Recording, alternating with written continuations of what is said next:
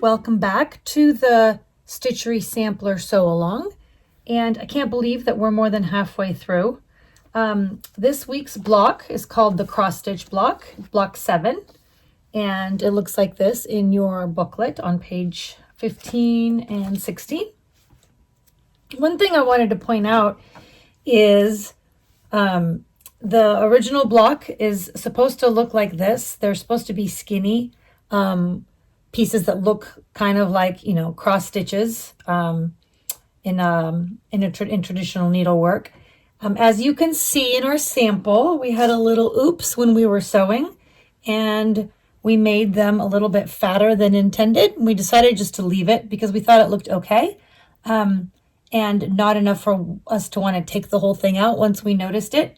So the difference is when you're making one of these blocks, what determines how much of this is showing and how fat it is the size of the little squares. So these squares that were sewn on to the pieces are too small in this one. And in the one that we'll be working on today, they're a little bit bigger and the correct size. So if by some chance you like them bigger, wider, chunkier, you can go ahead and play with the size of that, of those squares that we're sewing on to get a slightly different cross block. So that is, of course, 100% up to you, but this is what the block looks like. And another point here, it has these 4 corner posts, and for the one that we're working on, we're using this little beige print. And so another thing I wanted to mention is if you don't want to sew on those little corners into you could, of course, just do a regular piece, a regular square right there. We felt that with our thin pieces, that was just a little too fat of a corner for this one, and we wanted it to be a little more delicate, so we made the square in a square, which I'll show you in a second. But if by the time you get to that point, that is not sounding like fun for you, then absolutely, then just go ahead and sew a regular square there. That's also an alternative. I always like to point out to people that quilts are meant to be made your own. You don't have to follow the instructions exactly. So let's get started, and let me show you my block.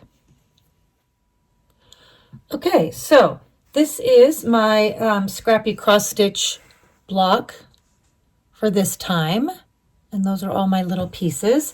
I've laid them out the way that I think I'm going to put them together, and if you can see, I've done scrappy sashings on this block. So I've used 1, 2, 3, 4, 5, I think 5 or 6 different cream prints throughout, and I've used a couple of them of each one instead of using the ivory solid like I did on the background, just to add to that scrappy feel as I'm going on with the sampler. I'm doing that more so that it adds to the overall feel. So basically this block is going to be 9 of these cross stitch blocks and 4 of these little tiny posts. So let me show you how we construct that.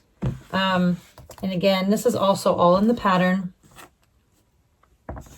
So basically what you're doing is it's going to be from 4 different sections, and we're using our sew and flip method for all of this, so you can refer to that if you want. But basically we're going to sew 2 of the squares, and I know a lot of people like to mark their squares. I like to press them. I feel like it goes a little bit faster, and mostly I'm an impatient person, so the pressing is simpler for me. So I have a pressed line, and I'm going to line that up, and I'm going to sew that there, and then I'm going to get it out of the way, and I'm going to do the same thing on this side right here, right on the pressed line. Now, I get a lot of questions about the accuracy for that, and so I just want to show you, here's one that's already done, but basically the most important part when you're doing sew and flip is that you start right at the point of where those 2 align, and that you end right at the point, okay? Same on this side. You start, so make sure that your pieces are well lined up and that you start right on the tip and right on the tip. If your line goes a tiny bit wonky as you're sewing, that won't matter so much when you're pressing it out. What will matter is if you don't hit the tip. So that tip is for the tips for me. Okay, I enjoy a good pun. So basically you're going to sew on that line, and then you're going to flip it out. And I'm just going to finger press that here for you right now. When that opens up, you can see how accurate or not your piece is by whether it lines up exactly with the background. So you can kind of do a check. If you're really off, you can always take that seam out and try it again. But if it's lining up with that, then you know that's where it should be. Okay, and do the same thing on this side. Make sure that you press it all the way out and that you're not leaving. And what I mean by that is that it's very easy. Let me see if I can bring that up a little bit. To press it like, let's say, like that. And you've left some of the seam in there, and then your piece also won't be where it should be on the outside. So make sure that you're actually pressing that out all the way across on your seam. Okay, that's what your piece will look like then. And then once you've pressed it open, or out rather, you're then just going to cut and trim that off. It's not really important that it's even, because at that point you've already sewn it. Okay, so you're just getting rid of the bulk on that, and your piece will look like this. So the block itself is constructed with all pieces like that. It's actually very simple.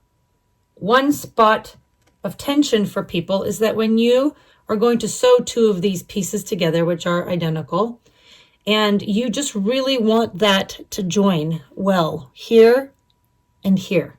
So my little trick that I like to do is I'm going to line those up. I'm going to make sure that they're the size they're supposed to be. And then I'm going to take this, I'm going to put a pin right where the 1/4 inch would hit it on that seam. And I'm going to find the spot over here where that is true also. And I'm going to join those two pieces right in that spot with my pin. And I'm going to pin those blocks together. And I know, horror of all horrors, I'm going to leave this in as I sew it. Okay? Just going to sew that real quick. I am going to go very slow over the pin, but I'm going to leave it to ensure that that place where I've joined them is indeed together. So I'm going to just sew that real quick.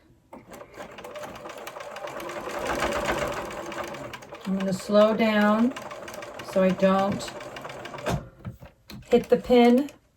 Okay, so I've basically sewn with that in there, and my point, hopefully, moment of truth, when I open it, those two seams should be exactly where you want them to be. They should match. Okay, when you open that up, you then you're going to want to press this open flat, because it's going to really help you put your block together. Okay, so then that is flat. That's basically half of your block. And then you're going to do the same thing again for a second side.